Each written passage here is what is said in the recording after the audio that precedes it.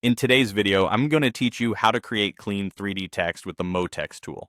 By the end, you'll know how to add 3D text, customize its look, give it depth, refine the edges for a polished result, and finish it off with a material so it's ready to render. Let's start by adding the text. Head to the MoGraph menu and choose MoText. As soon as you do, a 3D text object appears in your scene. This is a generator, which means it's live and editable, making it perfect for quick iterations. You'll see the MoText object in your Object Manager, and you can select it there to access all its settings. With MoText selected, go to the Object tab. Here you can type the exact text you want, switch fonts, and adjust spacing. Choose a font that reads well in 3D. Simple, sturdy typefaces tend to bevel and light nicely.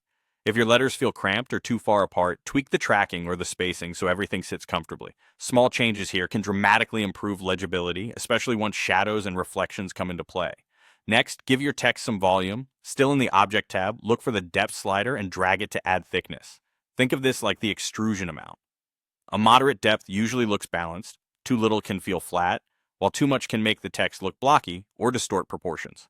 Consider how the depth relates to your scene's scale so the text doesn't overpower your layout. Now for the edges, which make a huge difference in realism. Switch to the Caps tab. Here you can choose a cap type such as fillet cap or step. Fillet is great for soft, rounded edges that catch highlights full beautifully. Adjust the radius and the number of subdivisions to control how smooth that rounding is. Keep in mind, more subdivisions create smoother curves but also add geometry, so aim for the lowest value that looks clean in your viewport.